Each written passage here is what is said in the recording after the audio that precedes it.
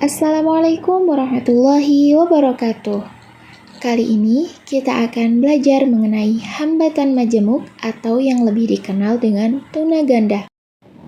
Video ini dibuat untuk memenuhi tugas mata kuliah Pendidikan Agama Islam Anak Berkebutuhan Khusus dosen pengampu Ibu Madurasmi Ma'alisid SPDI MA.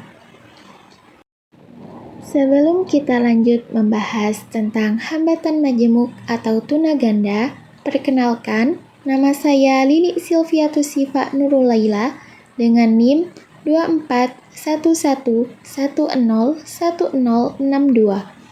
Program Studi Pendidikan Agama Islam semester 1, Lokal PAI 6, Fakultas Tarbiyah dan Ilmu Keguruan. Apa itu tuna ganda? Hambatan majemuk atau tuna ganda adalah kelainan perkembangan yang mencakup kelompok dengan hambatan-hambatan perkembangan neurologis yang disebabkan oleh satu atau dua kombinasi kelainan dalam kemampuan seperti inteligensi, gerak, bahasa, atau hubungan pribadi di masyarakat. Anak dengan hambatan majemuk adalah anak yang memiliki hambatan dan kebutuhan belajar secara khusus yang disebabkan adanya kombinasi hambatan antara hambatan fisik, sensoris, sosial, emosi, intelektual, dan lainnya. Identifikasi hambatan majemuk atau tuna ganda. Beberapa tanda yang mungkin mengidentifikasi adanya hambatan majemuk antara lain perkembangan yang lambat, terlambat dalam mencapai perkembangan seperti duduk, merangkak, berjalan, atau berbicara. Kesulitan belajar, mengalami kesulitan dalam memahami konsep, mengingat informasi, atau mengikuti instruksi. Masalah perilaku, sering menunjukkan perilaku yang sulit diatur seperti agresif, hiperaktif, atau menarik diri. Kesulitan dalam berinteraksi sosial, sulit menjalin hubungan dengan teman sebaya atau orang dewasa. Kondisi fisik yang tidak biasa, memiliki cacat fisik, gangguan sensorik seperti penglihatan atau pendengaran, atau masalah kesehatan kronis lainnya. Klasifikasi anak tuna ganda, tuna rungu dan tuna grahita. Anak mengalami gangguan pendengaran memiliki masalah perkembangan bahasa dan komunikasi, sedangkan anak tuna grahita mengalami kelambanan dan keterlambatan dalam belajar. Pada anak tuna ganda, bisa saja terjadi anak tersebut mengalami tuna rungu yang sekaligus tuna grahita. ADHD atau Attention Deficit Hyperactivity Disorder dan gangguan belajar. Anak mengalami kesulitan konsentrasi, hiperaktif, dan kesulitan belajar. Cerebral palsy dan tuna grahita. Ada suatu kecenderungan bahwa anak mengalami gangguan gerakan akibat kerusakan otak atau cerebral palsy adalah anak-anak tuna grahita. Tuna netra dan tuna rungu. Anak mengalami gangguan penglihatan dan pendengaran secara bersamaan. Tuna grahita dan tuna laras, di mana kondisi anak memiliki kemampuan intelektual dan kognitif di bawah rata-rata dibandingkan anak pada umumnya, juga mengalami gangguan dalam mengendalikan emosi dan berperilaku sosial. Karakteristik anak tuna ganda, memiliki ketunaan lebih dari satu.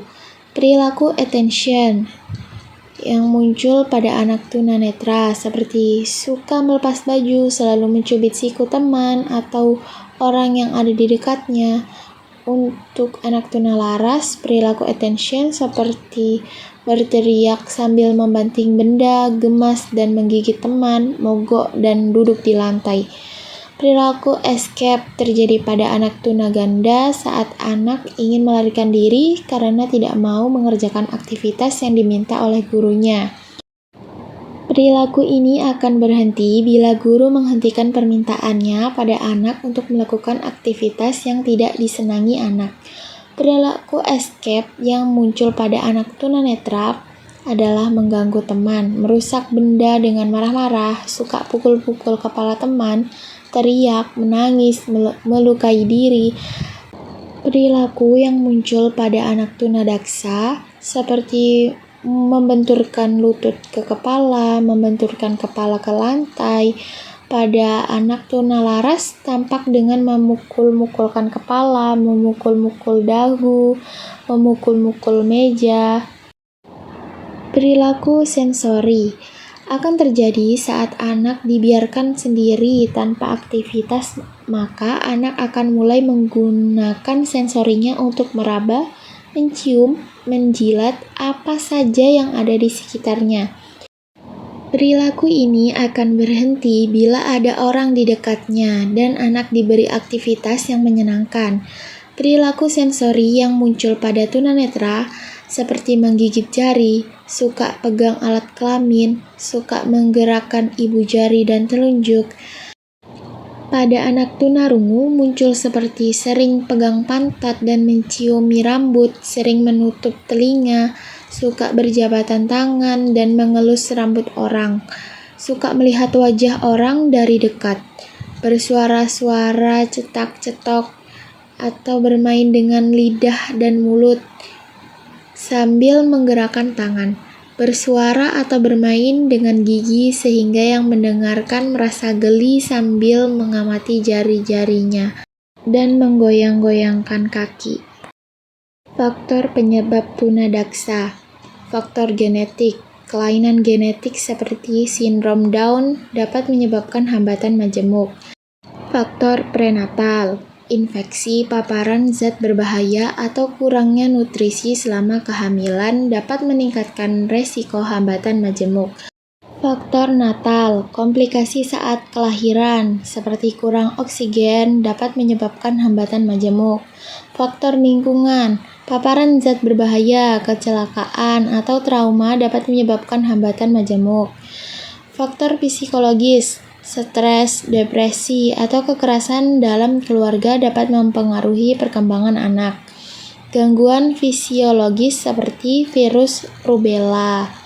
Nutrisi yang salah, anak tidak dirawat dengan baik, keracunan makanan, atau penyakit tertentu, sehingga dapat berpengaruh terhadap otak seperti meningitis dan ensefalitis. Penanganan anak dengan hambatan majemuk. Intervensi dini. Deteksi dan intervensi dini dapat membantu mencegah atau mengurangi hambatan. Terapi okupasi.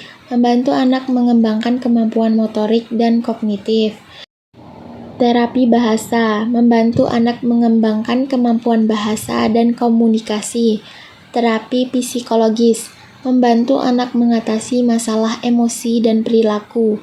Pendidikan inklusif. Membantu anak berinteraksi dengan anak lain dan mengembangkan kemampuan sosial. Dukungan keluarga. Memberikan dukungan emosi dan praktis pada keluarga. Penggunaan teknologi. Menggunakan teknologi seperti alat bantu komunikasi untuk membantu anak.